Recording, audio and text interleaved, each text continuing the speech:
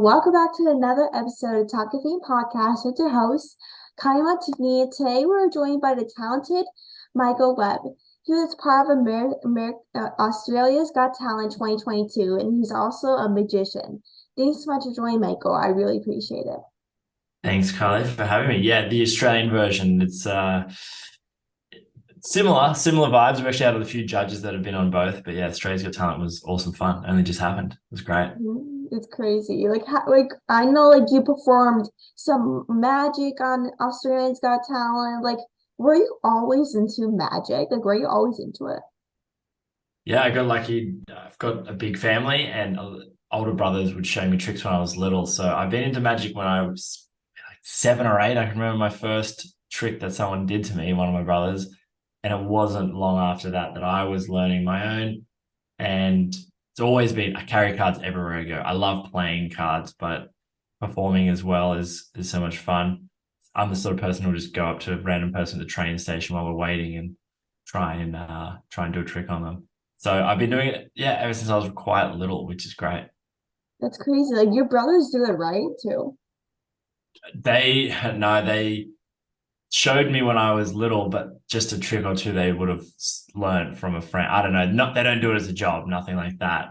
Although I've taught their children. So I got 9 nieces and nephews. 10th one's due in a couple of weeks, but I've taught a few of those little ones, trying to get the next generation of Webbs into magic. But none of my brothers do it as a job.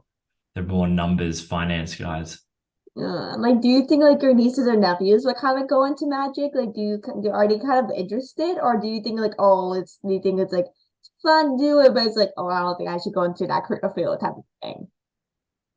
Like a lot of people who get into it young, you kind of have waves, and you get into it, and you have like a 6 month passion, and you see people reacting, and you're like, this is cool. But then something might come along, some other as a kid, it could be some new game on Xbox that can jump in and take over for a little while. But some of them have taken quite a big interest in it, and I think there's a chance. I'm hoping. I'm just gonna have to have my own kids so I can, force it on them, and they have no choice.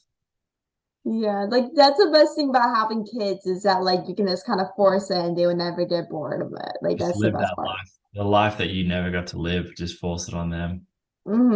For sure. I'm kind of curious on this one. Like, what is the best magic trick you can do? Well, that's a good one. It's probably judged by other people. So in my head, funny thing in magic is like the most difficult thing doesn't necessarily translate to be the most impressive or I guess best trick. So I've done things where it's taken me months, years to get down, and I do it and I'm so proud. And then someone will go, that was cool. Can you do the other one where the switching thing, which is funnily not that hard. So I learned that it's up to the audience to rate that. So probably the trick that people are happy for me to do over and over again, and has probably been my like most viral video sort of thing, is guessing people's phone passcodes. So I'll Ooh. I'll guess someone's phone passcode in a group, and then the next one's like, do mine now, and then the next one will do mine. Whereas, and it's just like just as fun almost every time. So that's probably my favorite one and the one that people like the most. Like, did you ever get any passcode wrong? Is it always like you always got it right each time? I actually, funnily, very recently did a show on a stage, and there was probably 300 or 400 people. No one, like everyone, didn't know each other, and I get a person randomly on stage, and it has to be random for it to be convincing that I'm actually guessing it. Like if I choose someone, then people just think they're in on it. Choose this lady, and it was quite difficult. It was funny. Like I managed to make a good, fun, like light-hearted thing out of it, but I was using all my techniques, and she was being confusing, and she was being very tricky. Some people just, it's kind of like in hypnotism. If you just don't want to be hypnotized, that's like a thing. You can kind of like put up a wall. But most people are willing to have fun with it. But anyway, long story short, I got most of the numbers, but not all of it. Like I love that moment at the end when you hit that final number and then the phone unlocks and you can, swipe through the apps. didn't get to hit that, but I made the most of it and I kept her on stage and I kind of had a backup plan. But yeah, that one was, it doesn't always work, which is kind of why it's, I guess it's fun for me as well. Like I genuinely get relief and excitement when it does play off. Like, is that like, how do you come in terms of like guessing those numbers? Is it always kind of like in your head, or is it always like, oh, you just spit numbers out like randomly and you just get it right? Because that's kind of like I know some like magicians and some of those people do. You're trying to dig into the secrets of how magic works here. This is I can't be publicly telling you these trade secrets. No, it's like a bit of like I need to be able to read people, but then there's also other little cheeky techniques that I'm using that people just would not notice, like would not suspect. So yeah, and I've seen so for example, I've seen other magicians do a similar effect, but I actually don't know if they're doing it the same way I'm doing it. I saw someone do it and I was like, oh, that's such a fun concept because everybody has a unique secret code that they have for their phone or their bank account or whatever it might be. What's a way to get these numbers in a playful way? I couldn't go up to someone and steal their phone and just guess it. I need them to kind Mhm. of be like playing along and okay for me to get it, which generally people are. So yeah, again, I don't know if my method is the same that anyone else who has done something similar would use because I kind of just came up with it. It probably is, but yeah, I've been pretty coy there. I haven't really told you how I do it. Interesting. But like you took your magic to Australia's Got Talent and like with your audition, like what was like I know every kind of audition has a message and has like a kind of like a different meaning to it. Like what was kind of like your message in America's Got like I don't know why I'm saying America. Like I'm so used to saying America but Australia. Maybe one day I'll go over there. Don't worry. I might pop over and perform on that one, hopefully. But the message on the Australian talent, it was, it was like a personal story. I wanted to use magic to weave in a important message. So I thought, and it worked out that magic can be pretty entertaining. It's like a visual art and can be funny and fun. So I was able to do pull that off and also weave in like a story and a message and a take home for people who've watched it to whatever it might be. The general theme was about mental health. So I was just hoping that someone would it would help them feel better or encourage them to reach out to a friend or something like that. So that was the idea. And also I obviously wanted it to be a fooling, interesting magic trick in its own. So that was the challenge to do both. And I think it worked out. So I was pretty proud of it. And like what like it was behind kind of similar to mental health, right? Like you said, like it was kind of around mental health, or was this all kind of connecting people with magic to make their like kind of like life better if they're suffering? Yeah, it was almost something that even if you didn't like magic, like some people just don't have an interest in magic tricks, which is fair enough. I still wanted it to be something that you could watch and listen to and maybe connect with. So it wasn't so much that I wanted people to walk away and see magic as a way to help their mental health or anything like that. It was more just here's a story. I want you to hear this story. And I think the best way to get the most people to hear the story is by weaving it into the middle of a magic trick. And that was what happened. So people, and I sneak it in there because I don't want people to tune out at the start. I'm wearing like a flamingo shirt and I'm telling all these silly jokes and I'm like having banter with the judges and then I just whip into this kind of serious piece and yeah, I got them off guard. It was pretty fun. Like how did they like kind of react when you kind of caught them off guard and stuff like that? Like was that like kind of like a crazy thing or is it kind of like, oh, this guy's caught off guard. Like, I know what this guy's doing. Like I know like a lot of people kind of like to let the judges not know what they're doing. This because That's it right. make it like more easier for them, like more kind of less like nerve-wracking, I should probably say. Like it was that kind of like the what it was for you, or was it the total opposite? So that's right. The judges, and that's the good thing about the show, they genuinely don't know what you're about to do. You walk out on the stage and they you could be a singer, you could be a artist, a dancer, or a magician or anything else. So they don't know, which is good because their reactions are genuinely, fresh. So I went out there and I knew that they didn't know what I was going to do, and it helped me shape my performance. And when I get to this point in this trick where they kind of see where it's going, and it ends out it's a story that's actually about me and it's quite personal. The watch like realizing that the judges make that realization and their reaction to it actually was kind of like, whoa, like they it hit them hard, I guess. Like, and it was funny because I'd performed that, like I practiced all day. I think I performed at 10 p.m. that the night of when I performed it. So I'd been doing 12 hours almost of just rehearsing this thing so I can memorize it. It's like quite a long script and has to be word for word and everything.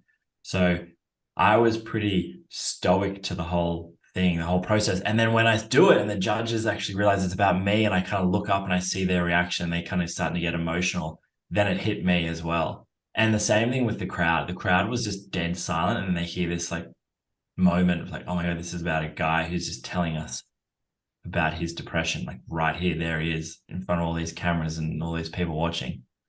So I then realized, like, oh wow, yeah, this is a story about me. Like this is real, and it kind of got me quite emotional as well. But luckily, it was near the end of it, and I was able to finish off the right words, and yeah, so yeah, it was cool. It was good them not knowing what I was going to do. Like as you kind of mentioned, like the audience and kind of the judges kind of got like emotional. I think one of them was like crying or something, like was brought to tears by the act. Like like how did it really that make you feel? Like I know you talked about depression. Like I dealt with depression as well, like anxiety, depression all my life. So I was like kind of like wondering like how did you feel kind of in that moment when you kind of realize like, oh, this is a story about my life and my journey with depression, like and they kind of realized it, like how did that like make you feel? Yeah, so touching on what I was saying earlier about if that was the moment that I realized like, yeah, I've obviously I knew it was about me when I wrote it, but I performed it so many times and I kind of got used to saying the words that I felt somewhat numb to this like story that I was writing. And in the story, I use a fake name. I talk about a guy named Jack just to get the story going. And yeah, when I look up and I see Alicia, who's the judge you're mentioning, who was crying or had a tear in her eye, and the judge and then the audience, I could hear people just got like it was dead silent at this moment, and I could then just hear people making that realization. That's when, yeah, it just kind of triggered me a little bit, just being like, oh man, this is about you. This is, you know, all these emotions and things have happened to you, and yeah, it kind of made me a bit emotional and I guess sad, but the judges were very kind and encouraged me to keep going, and I finished it off and they were very sweet with everything they said afterwards, so it was a great experience.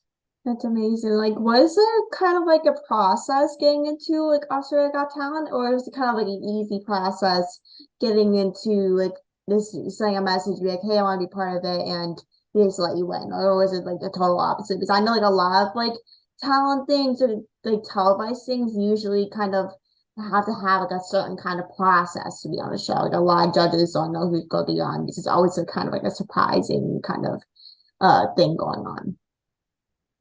I actually applied 5 or 6 years ago, and then I didn't really have a plan. I kind of just walked in, and you meet some judge. There's like a round where you meet the TV producers that aren't the judges that you see on TV, but they're people who like are judging talent and they have an eye for TV. And I actually went in there and just did some magic, made it up on the spot. Like I didn't really have a plan, like an act, like the one I did. And this was, yeah, I want to say like 2017 as a guess. And they were like, okay, look, well, if you have an actual plan, let us know, like maybe next year. And I was like, oh, okay. And then I wrote that story, not intending to do it on Australia's Got Talent. I kind of just wrote it while I was at home, and then they actually reached out and go, "Hey, we're doing it again this year. This is now 2019. Did you end up creating something?" And I was like, "Oh my God, I actually have. I didn't really. This works out really well. I'm going to come in and show you." So you have to go in and go to this was like a special place. They probably had thousands of people coming in through the day, like Oh. so flying into Sydney to show these TV producers. And I, yeah, showed them that story. And they're like, yeah, this is what we wanted you to do the first time. Like we wanted you to like have a plan. So that, yeah, that was the first step. And once they see thousands of people and they whittle that down to around 100 that end up going on the TV audition round with the judges.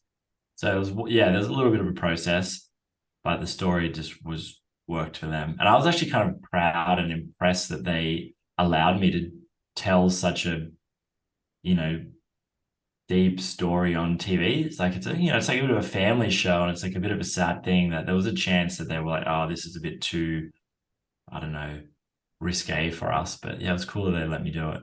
Like, were you like, was it all like 100 people? Like, were you like part of like 100 people in 2019, or was it like a different year that you got to be part of the show like that at that time?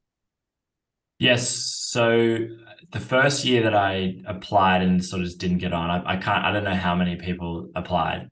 But yeah, when I went in and showed them the story that ended up making it to television, yeah, there would have been thousands that across Sydney and Melbourne and all the other big cities in Australia that went in for that stage. And then when we filmed it, that was filmed over a couple of days that you see on TV, and there was like 100 to 150, and a lot of them are international acts as well. Like it's pretty cool. I remember just walking around the back area, just looking around, thinking these people are all famous Instagrammers, TikTok, got YouTube channels, have done other Got Talents before. I'm like, these people are all so experienced in this. What am I doing here?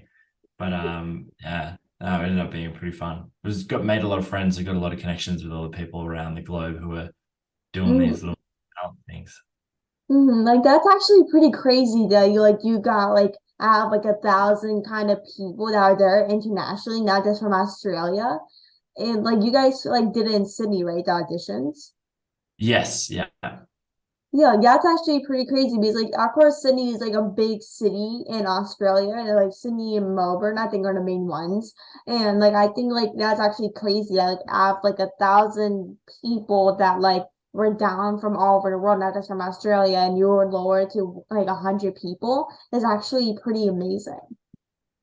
yeah. Just getting on the show is something like that I was proud of. Like being asked to go on the show to make that final list, and then making it to the TV edit. Like some people get there and make that 100 list and then go out and perform, and then they don't actually, they might make it as like a little short clip of like 20 seconds or something. So I was very proud to, yeah, make it on the TV, and then them show my whole thing. Like that was a big win. Hmm. For sure. And like how, like do you do like magic at like events, weddings and stuff like that? Because I saw something like you like do all these like events and weddings and stuff like that. Yeah, so that's the full-time job. Weddings are a good example. Here in Australia, there'll often be the ceremony, the actual wedding ceremony at 3 till 3:30 in the afternoon, and then there's not the actual reception, dinner, speeches part until sometimes 6, 7 o'clock. So there's a couple of hours, and during that time, the bridal party, like the wife, the bride and groom, or however that is, are having their photos taken, and the rest of the guests are kind of hanging around somewhere, just not not mingling much, that's when I love turning up, doing 2 or 3 hours of magic, roaming around to people. And I like to dress up as if I'm a guest. Like I'll just wear a suit and walk up to a group of people with a beer and just say, "How do you guys know Luke and Steve?" And then just chat to them and then pull out a deck of cards from behind their ear and then do magic for to them and try and break the ice a bit and have some fun with it. So yeah, a lot of weddings, a lot of the corporate things on a stage, and you get the big room full of people and you try and guess someone's passcode. Hopefully it works. And yeah, you can get everyone involved as well. There's some tricks that are great where you get everyone to pull out their phone and to play along, and then that's always like a great touch rather than something where they've just got to watch. And so I love trying to be as interactive as I can.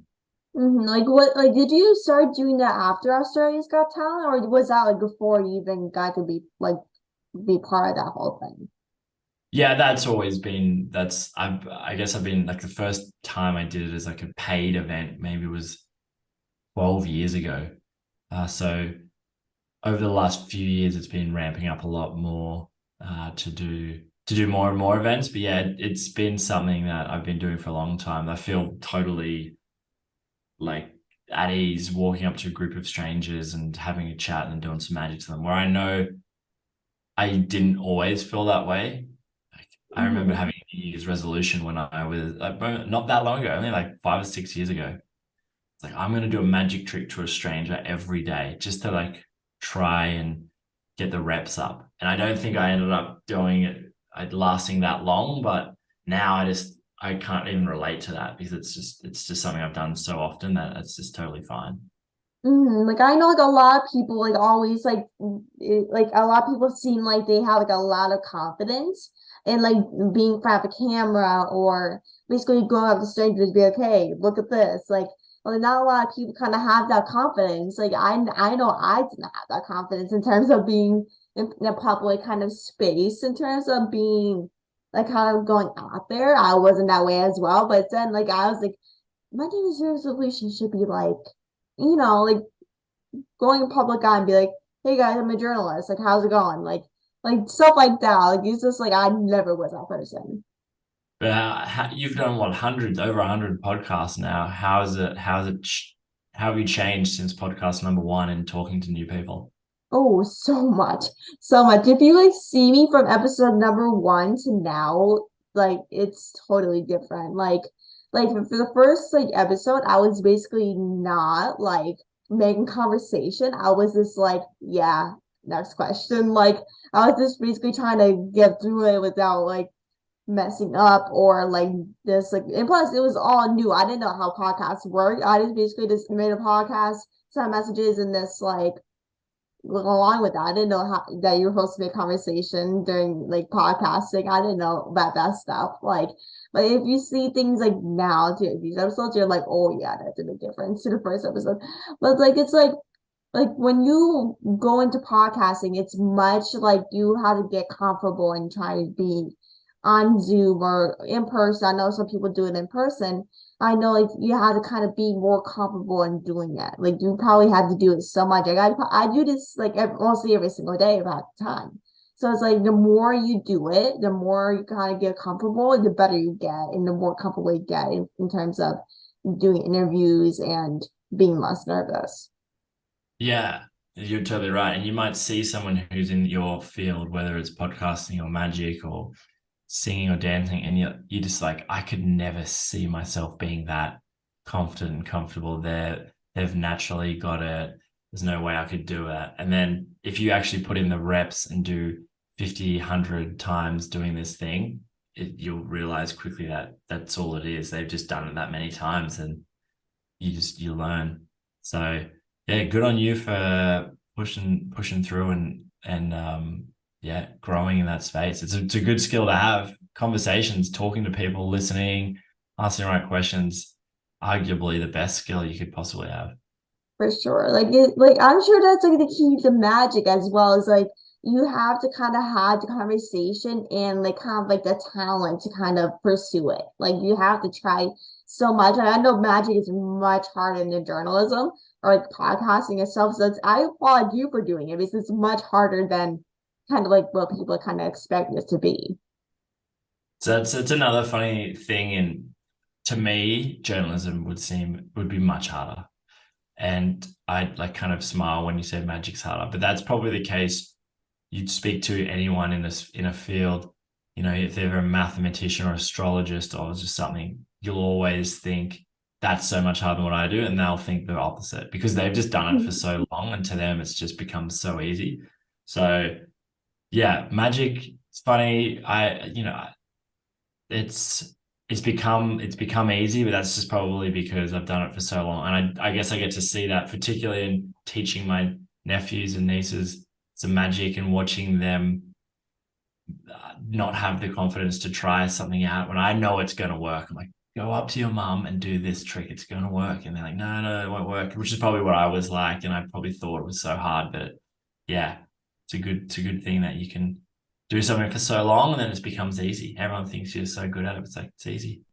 Yeah, for sure. You just like the more like you do it, like the more people that think it's easier than you possibly think. Of course, it can be difficult, but as time goes on, you're like, this is as easy as a feather. Like this is the easiest thing as like you probably ever do, but it's always never like that. It's never that easy. That's right.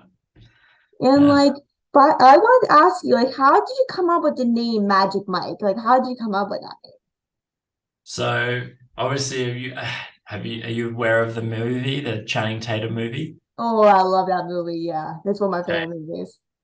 So it's funny when people don't know that movie. That's when it kind of the explaining stuff gets a bit strange. But anyway, for that movie, obviously his name's Magic Mike, but has very little to nothing to do with magic in the terms of tricks and illusions. So my real name is Michael, and there's a couple of funny comedians in Australia who mentioned me on one of their podcasts, and they referred to me as Magic Mike, and they said, "Oh, but not the stripper, not Channing Tatum." And then they started having back and forth, being like, "Oh, would you rather him at a hen's party?" Which is, what do you guys call? What do you call it? Hen's parties, like when a bridal, when what's the term that you get in America you use Like for? bridal parties?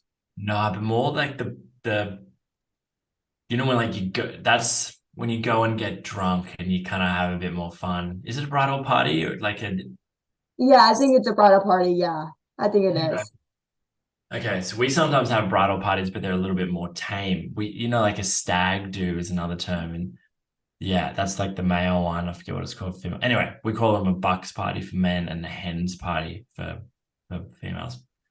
So they mentioned Channing Tatum and me, and they compared us, and obviously, it's like, but this is a different Magic Mike. He's not a stripper, and I just thought it was a pretty funny idea because it lets people know that I'm I'm a magician because I'm not a stripper, but I'm also just not taking things too seriously. Like it's very common to have a magician have their name as like the fantastic Steve or some sort of grand illusion name, which is fine. But I prefer to be like, oh, I'm just like, I mean, I do magic, but I'm also trying to just be a bit silly and have fun with it.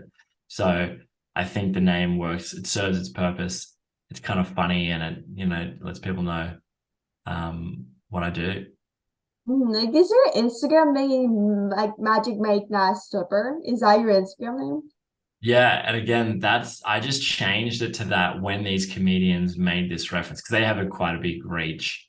So I thought, oh, on a small chance that someone searches that, they'll find me. And I was only planning on changing it for a week. And then I just thought, this is funny. Like, and this is me. This is a bit silly. I'm gonna keep it like that. And yeah, so probably cost me a job or two because some government agencies are a bit more serious. Like, we can't have someone with the name not a stripper in there, working Yeah. for us. But that's fine. I'm happy to lose a few because it's pretty funny overall. Yeah, it's actually like hilarious. So like the like actually think that's someone's Instagram name. Like it's actually hilarious, but actually so true in real life though. Yeah, yeah, exactly. So I actually answer the phone. I'll like, get a phone call from a number I don't know, like Magic Mike, not a stripper. And people find it funny. Like, you Oh, actually answer the phone like that? Like, yeah, you got it. Yeah, I would definitely like if I were you, I would definitely enter the phone like that. If something random calls, I'd be like, "Hey, I'm Magic Mike, not stripper." Like that's me. You should start doing it. See what happens. It's pretty fun. Yeah, That'll be I definitely would. Now I'm like, you got me to make you do that now. yeah. Just But see what like, happens. what is like some advice for like upcoming magicians that kind of want to start out or just kind of starting? Well, probably when you practice, try and do as much of those practice hours, which is going to sound tough, in front of other people versus doing, you get a new idea for a trick or you've watched a book, a DVD or a book or YouTube or something about how to do a trick. You could probably spend 20 hours in front of a mirror and by yourself doing it, or you could do 10 in front of the mirror and then 10 trying to do it to people. You'll just get a way better return on your time if you're doing it to people. Like they'll be honest. You'll just realize what moments are they likely to be making eye contact with you and with your hands, and like when can you get away with the cheeky moves. So just in general, and it's hard because there's a fear of failure in front of people, but it's just a much better use of your time if you can just go out with a trick idea and do it to people and just be ready for it not to work and just go. I learn way more when it doesn't work. That's like true. If you my best tricks are the ones that I've probably failed at 10 times because now I'm so ready for every different type of thing that can go wrong. Whereas something that's just kind of worked always for me, I could probably be vulnerable to some tricky person who's going to try and catch me out. So yeah, just embracing failure and practicing on other people. That's it. It's hard, easier said than done, but it's worth it. For sure. It's more practice, the better. Like even though you fail 10 times, like even though I fail, like I really failed yesterday at work. Like definition of fail is Yeah. the best thing you learn every single day, no matter how hard and like frustrating like it takes. Yeah. Like I just remember reading a book about someone who almost made it a goal to fail 100 times in something that they were doing and turned failure into like a fun uh you know outcome where if you're performing something, doing whatever task and it works, that's usually pretty good feeling. And then if it fails, it sucks. But this person managed to go like, I want to try and fail 100 times. They didn't deliberately sabotage themselves, but they just got counted up the failures. So it almost raced someone else to 100. It's like that's a great way to reframe that process to like, it's okay to fail because it's just an extra one on my scorecard to race to 100. hmm Yeah, for sure. And I want to thank you so much for coming on the podcast. I really appreciate you taking the time and coming on the podcast. I really appreciate it. And where can people find you on social media if they want to connect with you, by the way, or kind of like want to book you for events and stuff like that? Best is Instagram. Instagram's where I do all my funnest stuff. And as you mentioned, yeah, it's just Magic Mike underscore not a stripper. So that's it. But Kylie, before we run, I'm going to do a real quick trick for you here. We're doing this Mhm. here. You got see the deck of cards here? Bang, Yeah. double camera. With for those of you just listening, I've just switched the cameras so she can see a deck on the table.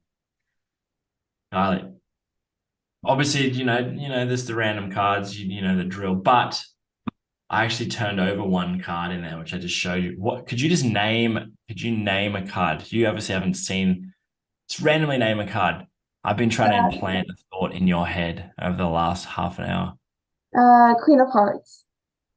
Incredible. Just look at this. You see that I actually turned over the Ace of Spades. I thought you'd be the sort of person. I actually, well, funny thing is, I turned over all of the aces. Can you see them all here? Ooh, yeah. I was hoping that you'd choose an ace, but you went with what was it? Queen of Hearts. That's funny though, because I wrote something on the back of these cards on this first ace. Can you read out what does this say here? The Queen of Hearts. Oh my gosh. On the That's back of each ace, insane. one says the Queen of Hearts. That's insane. Bro, that's crazy. That You're was good. I have to admit, you're pretty good. That was 1 in 52 chance. I got lucky. All right, but thanks so much, Kylie. Absolute pleasure to chat to you. Of course, thank you so much. I'll definitely catch up with you soon. Thank you so much for your time. Talk soon. Go the Dodgers. Yes, sir.